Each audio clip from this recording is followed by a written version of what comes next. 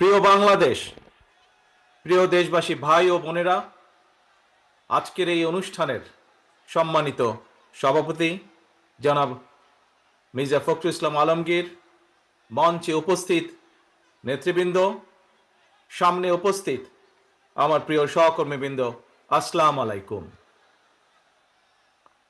বাংলাদেশের বীর ছাত্র জনতা, নারী শিশু, কৃষক, শ্রমিক, সকল শ্রেণী পেশার মানুষ, সর্বস্তরের জনগণ বিশ্বকে দেখিয়ে দিয়েছে বাংলাদেশের জনগণ বন্দুকের সামনে বুক পেতে দিতে রাজি, তবুও তারা স্বৈর শাসনকে মেনে নিতে রাজি নয়। বাংলাদেশের সবচেয়ে জনপ্রিয় গণতান্ত্রিক রাজনৈতিক দল বিএনপির পক্ষ থেকে বাংলাদেশের গণতন্ত্রকামী বীর জনগণকে জানাই আন্তর্জাতিক গণতন্ত্র দিবসের সংগ্রামী শুভেচ্ছা।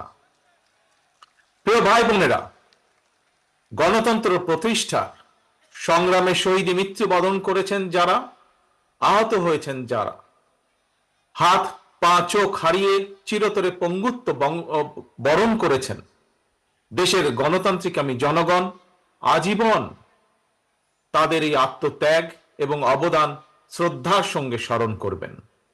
হতাহতদের প্রতিটি পরিবারের প্রতি অবশ্যই রাষ্ট্র তার যথাযথ দায়িত্ব পালন করবে বলে আমরা বিশ্বাস করি। লাখো শহীদের বিনিময়ে অর্জিত স্বাধীন গণতান্ত্রিক বাংলাদেশের রাষ্ট্র, রাজনীতি, শাসন প্রশাসন হওয়ার কথা ছিল government of the people, by the people, for the people. অথচ গত 15 বছর বাংলাদেশে মাফিয়া শাসন চালু করা হয়েছিল। দেশে বিদেশে পলাতক স্বৈরাচার বিনা ভোটের সেই সরকারের পরিচয় হয়ে উঠেছিল government of the mafia, by the mafia, for the mafia. প্রিয় দেশবাসী, এই মাফিয়া চক্র দেশকে সর্বক্ষেত্রে ভঙ্গুর করে দিয়েছিল। দেশকে সম্পূর্ণ আমদানি নির্ভর, ঋণ নির্ভর এবং পরনির্ভরশীল রাষ্ট্রে পরিণত করেছিল। মাফিয়া চক্র দেশের ব্যাংকগুলোকে পর্যন্ত দেউলিয়া করে দিয়েছিল। গত 1.5 দশকে দেশ থেকে প্রায় 17 লক্ষ কোটি টাকারও বেশি পাচার হয়ে করে দিয়েছে এরা। 5ই আগস্টের পতিত স্বৈরাচারের বেপরোয়া দুর্নীতি আর লুটপাটের কারণে বাংলাদেশের বৈদেশিক ঋণ বর্তমানে $100 বিলিয়ন বেশি ছাড়িয়েছে। বাংলাদেশে আজ যে শিশুটি জন্ম নিয়েছে কোনো কারণ ছাড়াই, সেই নিষ্পাপ শিশুটিরও মাথাপিছু ঋণ কমপক্ষে 1.5 লক্ষ টাকা।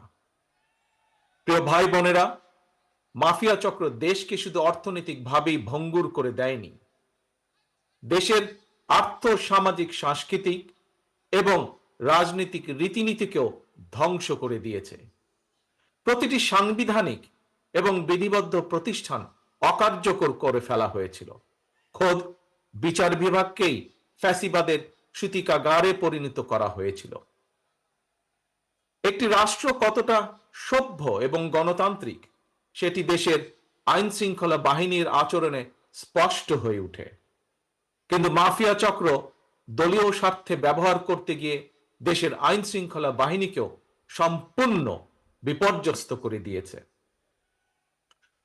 গণতন্ত্রকামী প্রিয় ভাই ও বোনেরা, অন্যায়, অনিয়ম আর অরাজকতার বিরুদ্ধে গণবিস্ফোরণে মাফিয়া চক্রের প্রধান দেশ ছেড়ে পালানোর পর দেশে মাফিয়া শাসন শোষণের অবসান ঘটেছে। পতিত স্বৈরাচারের পলায়নের মধ্যে দিয়ে একটি গণতান্ত্রিক মানবিক বাংলাদেশ গড়ার পথে প্রধান বাধা হয়তো দূর হয়েছে, তবে বাধা দূর হলেও মাফিয়া চক্রের রেখে যাওয়া 15 বছরের জঞ্জাল কিন্তু এখনো দূর হয়নি। এই জঞ্জালকে দূর করে জনগণের, বাংলাদেশের জনগণের ভোটে জনগণের কাছে জবাবদিহিমূলক একটি গণতান্ত্রিক সরকার প্রতিষ্ঠার লক্ষ্যে অন্তর্বর্তীকালীন বর্তমান সরকার কাজ করছে। তবে মাফিয়া চক্রের প্রধান দেশ ছেড়ে পালালেও মাফিয়া চক্রের বেনিফিশিয়ারি অপশক্তি প্রশাসনের ভেতরে থেকে কিংবা রাজনীতির ছদ্মবরণে অন্তর্বর্তীকালীন সরকারকে চ্যালেঞ্জ ছুড়ে দেওয়ার অপচেষ্টা কিন্তু অব্যাহত রেখেছে। প্রিয় দেশবাসী, ভাই ও বোনেরা, বর্তমান অন্তর্বর্তীকালীন সরকার হাজারো শহীদের রক্তের বিনিময় লক্ষ কোটি জনতার গণ অভ্যুত্থানের ফসল। এই সরকারের কোনো কোনো কার্যক্রম সকলের কাছে হয়তো সাফল্য হিসাবে বিবেচিত নাও হতে পারে, কিন্তু এটি আমাদের প্রত্যেককে মনে রাখতে হবে, এই সরকারের ব্যর্থতা আমাদের সকলের ব্যর্থতা, বাংলাদেশের পক্ষের গণতান্ত্রিকামী জনগণের ব্যর্থতা। সুতরাং এই অন্তর্বর্তীকালীন সরকারকে কোনোভাবেই ব্যর্থ হতে দেওয়া যাবে না। দেশে বিদেশে থেকে নানা রকমের উস্কানিতেও জনগণ অন্তর্বর্তীকালীন সরকারকে ব্যর্থ হতে দেবে না। তবে অন্তর্বর্তীকালীন সরকার যাতে নিজেরাই নিজেদের ব্যর্থতার কারণ না হয়ে দাঁড়ায়, সে ব্যাপারে তাদেরকেও সতর্ক থাকতে হবে। বাংলাদেশ কিংবা যে কোনো দেশেই গণ অভ্যুত্থানের মাধ্যমে গঠিত সরকার অবশ্যই জনগণের সরকার। তাই জনগণ অন্তর্বর্তীকালীন সরকারের প্রতি সহযোগিতা অব্যাহত রেখেছে, রাখবে। তবে কোনো এক পর্যায়ে অন্তর্বর্তীকালীন সরকারের জবাবদিহিতাও কিন্তু নির্বাচিত সংসদের মাধ্যমেই নিশ্চিত করা হয়। সুতরাং জনগণের রাজনৈতিক ক্ষমতায়নের মাধ্যমে একটি নির্বাচিত সংসদ এবং সরকার প্রতিষ্ঠায় অন্তর্বর্তীকালীন সরকারের সকল সংস্কার কার্যক্রমের প্রথম এবং প্রধান টার্গেট হওয়া জরুরি। এজন্যই আমরা মনে করি অগ্রাধিকার ভিত্তিতে জনগণের ভোটে নির্বাচিত প্রতিনিধিদের দ্বারা জবাবদিহিমূলক সরকার এবং সংসদ প্রতিষ্ঠার লক্ষ্যকে সামনে রেখেই সংস্কার কার্যক্রম এগিয়ে নেওয়া দরকার। কারণ জনগণের রাজনৈতিক ক্ষমতায়ন ছাড়া সংস্কার কার্যক্রমে প্রক্রিয়ায় জনগণের সরাসরি সম্পৃক্ততা ছাড়া উন্নয়ন, গণতন্ত্র কিংবা সংস্কার কোনোটিই টেকসই এবং কার্যকর হয় না।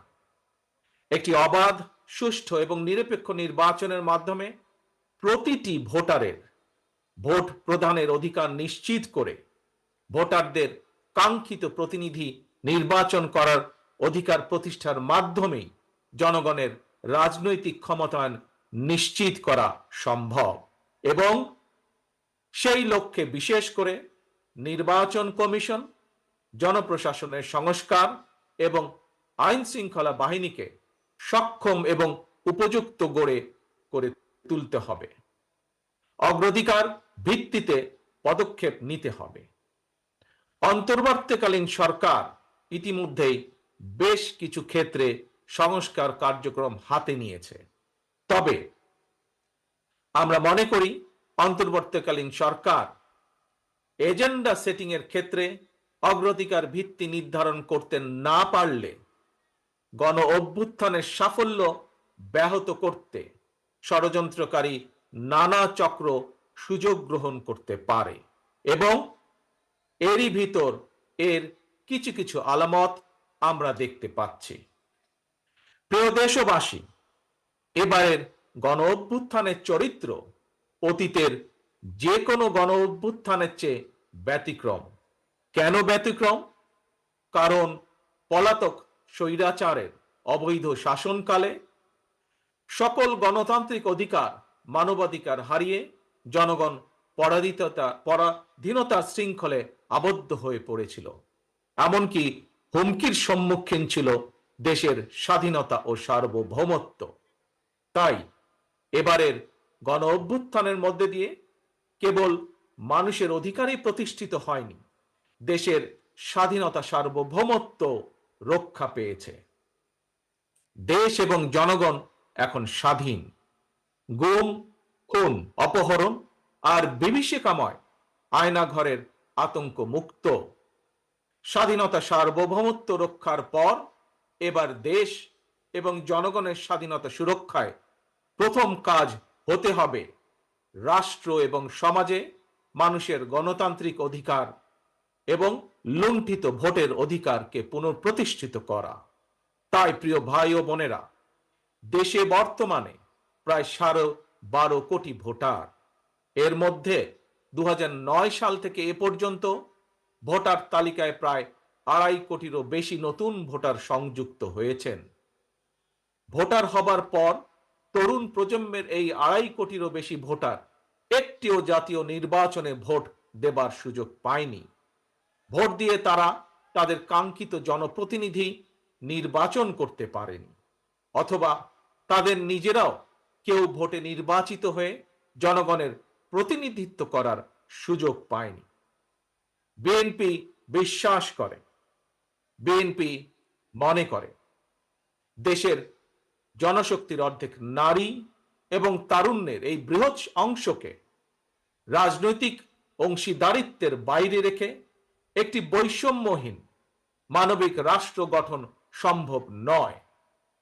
সংবিধান কিংবা প্রবিধানে যাই থাকুক, জনগণের রাজনৈতিক এবং অর্থনৈতিক ক্ষমতা নিশ্চিত করা না গেলে, সংস্কার প্রক্রিয়ায় জনগণকে সম্পৃক্ত করা না গেলে শেষ পর্যন্ত কোনো সংস্কার কার্যক্রমেরই কার্যকরী ফল পাওয়া যাবে না। প্রিয় দেশবাসী, ভাই ও বোনেরা, রাষ্ট্র, রাজনীতি এবং রাজনৈতিক দল হিসেবে বিএনপি দলীয় রাজনৈতিক কার্যক্রম সংস্কারের লক্ষ্যে প্রথমে 2022, পরবর্তীতে 2023 সালে বাংলাদেশের পক্ষের গণতান্ত্রিক রাজনৈতিক দলগুলোর প্রতিনিধিদের উপস্থিতিতে 31 দফা কর্মসূচি ঘোষণা করেছিল। তবে ঘোষিত 31 দফাই শেষ কথা নয়। বিএনপি মনে করে রাষ্ট্র কিংবা রাজনীতি সকল ক্ষেত্রেই সংস্কার কার্যক্রম একটি ধারাবাহিক এবং চলমান প্রক্রিয়া। সুতরাং রাষ্ট্র এবং রাজনীতি সংস্কারে বিএনপি ঘোষিত 31 দফা সংস্কার কর্মসূচির আরো প্রয়োজনীয় পরিবর্তন পরিমার্জনকেও বিএনপি স্বাগত জানায়। এমনকি কেউ যদি মনে করেন একটি উন্নত এবং নিরাপদ বাংলাদেশের জন্য আরো নতুন রাজনৈতিক দলের প্রয়োজন রয়েছে, তাতেও দোষের কিছু নেই। কারণ শেষ পর্যন্ত জনগণই চূড়ান্ত সিদ্ধান্ত নেবে। জনগণ কাকে সমর্থন জানাবে কিংবা কাকে সমর্থন দেবে না, এটি তাদেরই চূড়ান্ত বিষয়। এ কারণেই বিএনপি বরাবর জনগণের ভোটের অধিকারের উপর জোর দিয়েছে। বিএনপি মনে করে একমাত্র অবাধ, সুষ্ঠু নির্বাচনের মাধ্যমেই রাষ্ট্র, রাজনীতি এবং রাজনৈতিক বন্দোবস্তের সঙ্গে জনগণের প্রত্যক্ষ অংশদারিত্ব তৈরি হয়। গণতান্ত্রিক আমি প্রিয় ভাই ও বোনেরা, গণ অভ্যুত্থান কিংবা সংস্কার কার্যক্রম নিয়ে রাজনীতির মাঠে নানা রকম কথা হচ্ছে। গণতান্ত্রিক রাজনীতিতে এটি একটি স্বাভাবিক এবং গ্রহণযোগ্য রীতি। প্রত্যেকেই তাদের নিজ নিজ দৃষ্টিভঙ্গি প্রকাশ করবেন, এটিই স্বাভাবিক।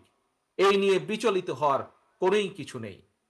একজন রাজনৈতিক কর্মী হিসাবে আমি বিশ্বাস করি, ফৌজদারি অপরাধের বিচার যেমন বিচারিক আদালতে হয়, ঠিক তেমনি রাজনৈতিক কর্মকাণ্ড কিংবা রাজনৈতিক আচরণের বিচার হয় জনগণের আদালতে।